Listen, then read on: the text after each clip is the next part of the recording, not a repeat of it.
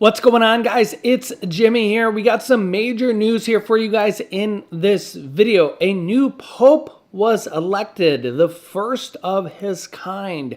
I'll give you guys the details here and show you in this video.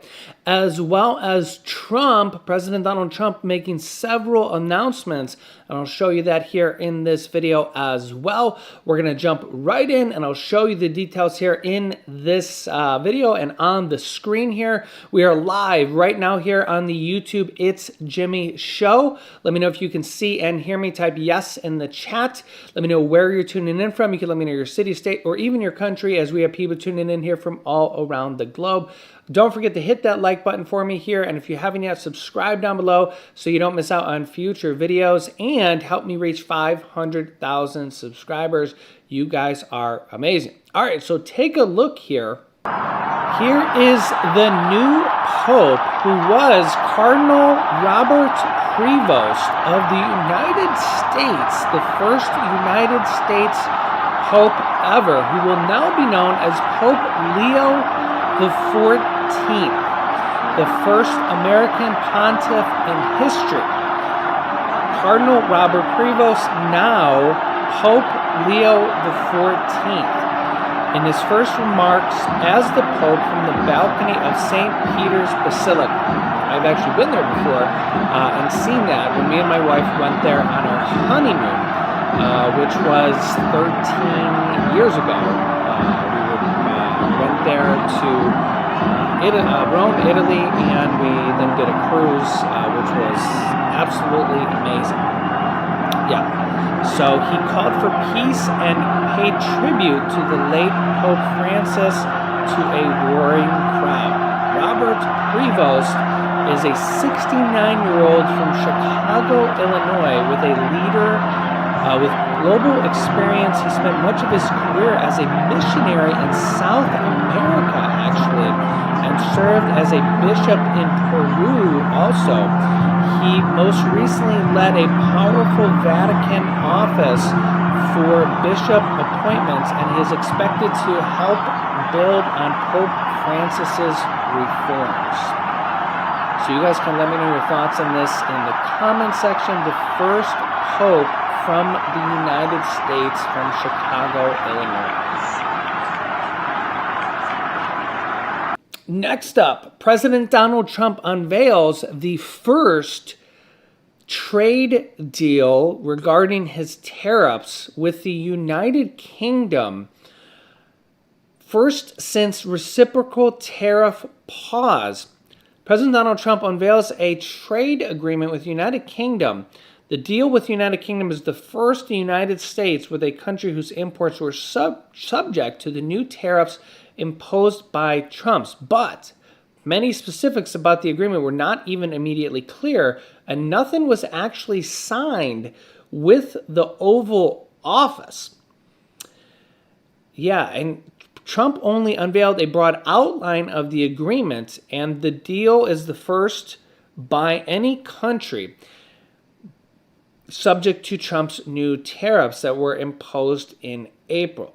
The U.S. has a trade goods surplus with the United Kingdom, and pretty much every single country in the United Nations or the world. Many details were not immediately clear, or I'll give you the details here that were outlined.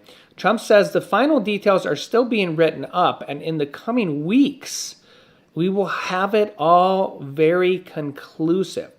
Trump says, quote, billions of dollars are of increased market access for American exports, and that the United Kingdom will reduce or eliminate numerous non-tariff barriers that unfairly discriminated against American products. A fact sheet from the White House said the trade deal will, quote, keep in place a 10% blanket U.S. tariff on United Kingdom imports. Now, this is going to be important because this is going to also dictate kind of what will happen for other countries going forward, so keep that in mind.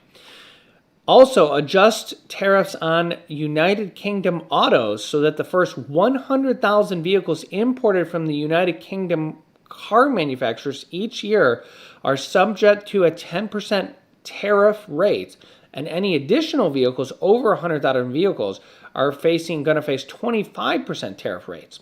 So remember that this will raise the prices on these cars by 10 to 25% for American consumers, basically. Okay? So keep that in mind, that this will raise the prices by 10 to 25% for Americans. Is this a good thing? Let me know your guys' thoughts here in the comment section. This will create a $5 billion opportunity for new exports for U.S. farmers, ranchers, and producers, including more than $700 million in ethanol exports and $250 million in American beef and other agriculture products. Commit both countries to working together to enhance industrial and agriculture market access, close loopholes, and increase U.S. firm competitiveness in the United Kingdom procurement market. Streamline custom procedures for the United States exports. Establish commitments on intellectual property, labor, and the environment. This is a problem with China, especially IP protection. Secure the supply chain of U.S. aerospace manufacturers through preferential access to high-quality UK aerospace components. Create a secure supply chain for pharmaceutical products. And require the U.S. to negotiate an alternative arrangement to Section 232 tariffs on steel and aluminum. This creates a new trading union for steel and aluminum. Now, despite this, the Bank of England governor thinks that uncertainty is here to stay despite a trade deal.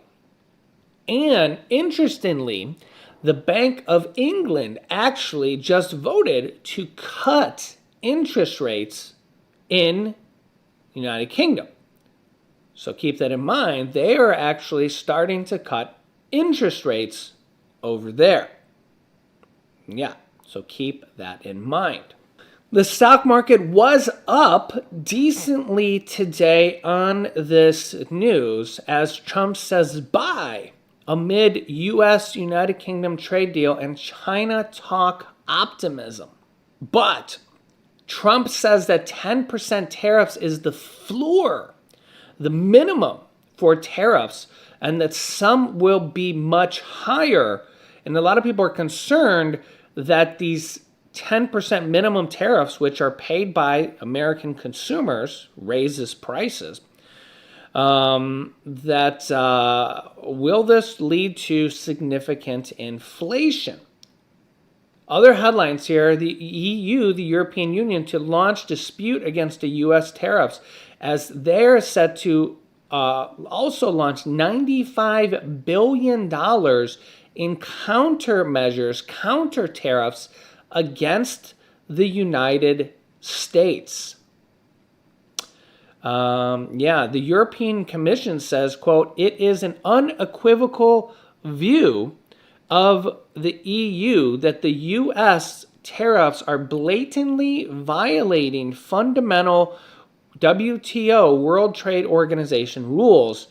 And you can see the headlines. They're set out to launch a $95 billion in euros countermeasures, counter tariffs against the United States. Trump is teasing a, quote, as big as it gets announcement here ahead of the Mideast trip. We're not sure what this is going to be. Was this the Pope getting elected? Was this the UK trade deal? Or is there more? Is there another announcement still yet to come? Is there another big announcement still coming? What do you think? Let me know in the comment section. Is there still another bigger announcement still coming? Let me know your thoughts in the comment section. This also comes here as the U.S. Treasury says that the China negotiations are going to start on Saturday without Peter Navarro, who is the White House trade advisor apparently will not be involved in the trade negotiations with China, the White House trade advisor. I don't know why, but you guys can let me know your thoughts in the comment section. Why will he not be involved in the trade negotiations? I'm not sure. You guys can let me know your thoughts in the comment section. So I'll keep you up to date. Don't forget to like this video and share this video with anybody that needs to hear this information. Make sure to subscribe down below so you don't miss out on future videos, and click the bell icon so you get notifications, and help me reach 500,000 subscribers. Click here to see the Fed's major announcement they just made for millions of Americans. Or click here to see Trump personally giving details here on his new stimulus plan for 2025. Thanks for watching, guys.